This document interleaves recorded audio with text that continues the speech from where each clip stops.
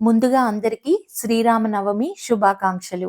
శ్రీరామనవమికి ప్రత్యేకంగా చేసే పానకం, వడపప్పు, అలాగే చలిమిడిని ఎలా చేయాలో ఈ వీడియోలో చూద్దాం. ముందుగా పానకం తయారీకి 1 కప్పు బెల్లం తీసుకోవాలి. మీరు ఏ కప్పుతో బెల్లం తీసుకున్నారో అదే కప్పుతో 1 కప్పు నీళ్ళని తీసుకొని బెల్లాన్ని కరిగించుకోవాలి. మధ్య మధ్యలో కలుపుతూ ఉంటే బెల్లం తొందరగా కరిగిపోతుంది.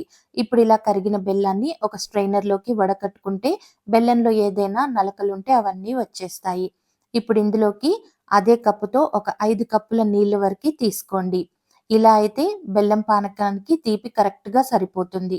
ఇందులోకి 1 టీ స్పూన్ మిరియాల పొడి, 1 టీ స్పూన్ యాలకుల పొడి, అలాగే 1 టీ స్పూన్ సొంఠి పొడి అంటే డ్రై జింజర్ పౌడర్. కొన్ని తులసాకులు కూడా వేసుకొని అంతా ఒకసారి కలుపుకోండి. మీ దగ్గర సొంఠి పొడి లేకపోతే అల్లాన్ని కూడా కొద్దిగా దంచి రసం తీసుకొని యాడ్ చేసుకోండి. అన్నీ కలిసేలా ఇలా కలుపుకుంటే పానకం తయారైపోయినట్టే. ఈ పద్ధతిలో చేసుకొని చూడండి, ఫ్లేవర్‌ఫుల్‌గా చాలా బావుంటుంది. అలాగే వడపప్పు ప్రసాదాన్ని 2 విధాలుగా ఎలా చేసుకోవాలో చూసేయండి. ముందుగా 1 కప్పు పెసరపప్పుని చక్కగా 2, 3 సార్లు నీళ్లతో కడిగి మంచి నీటిలో 1 గంట పాటు నానబెట్టుకోండి. నేనైతే ఇక్కడ ముందుగానే గంట ముందు పెసరపప్పుని నానబెట్టేసుకున్నాను. ఇలా నానిన పప్పుని ఒక స్ట్రైనర్‌లోకి తీసుకొని నీళ్ళన్నీ వార్చేసుకోవాలి.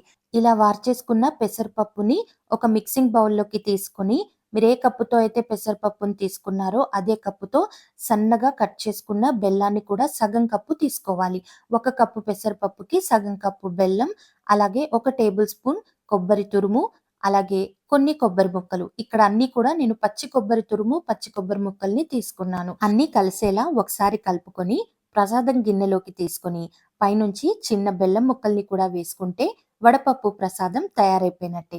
ఇప్పుడు మరొక పద్ధతిలో వడపప్పు ప్రసాదాన్ని ఎలా చేయాలో చూద్దాం.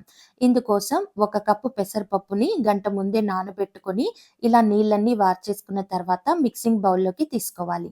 ఇందులోకి 1 టేబుల్ స్పూన్ పచ్చి కొబ్బరి తురుము, 1 టేబుల్ స్పూన్ పచ్చి మామిడికాయ తురుము, అలాగే ఒక పచ్చిమిర్చిని సన్నగా కట్ చేసుకొని ముక్కలుగా చేసుకొని తీసుకోవాలి. మీ దగ్గర పచ్చి మామిడికాయ లేకపోతే మామిడి తురుముకి బదులుగా 1 స్పూన్ నిమ్మరసాన్ని కూడా తీసుకోవచ్చు.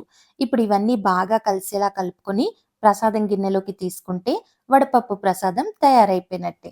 ఇప్పుడు చలిమిడి ప్రసాదాన్ని ఎలా చేయాలో చూద్దాం.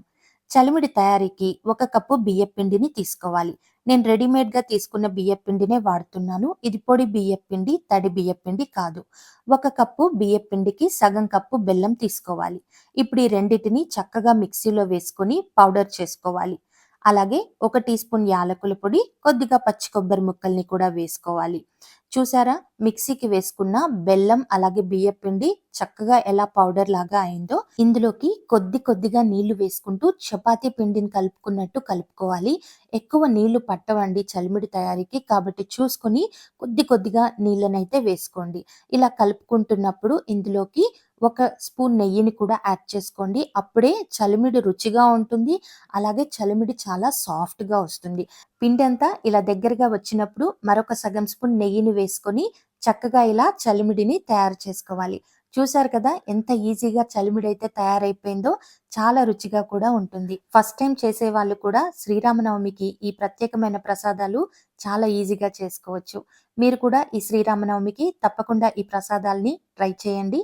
అలాగే ఈ వీడియో గనుక మీకు నచ్చినట్టయితే లైక్ చేయండి, షేర్ చేయండి, ఛానల్‌ని సబ్స్క్రైబ్ చేసుకోండి. అలాగే పక్కనున్న బెల్ ఐకాన్‌ని కూడా ప్రెస్ చేయండి. Thank you for watching.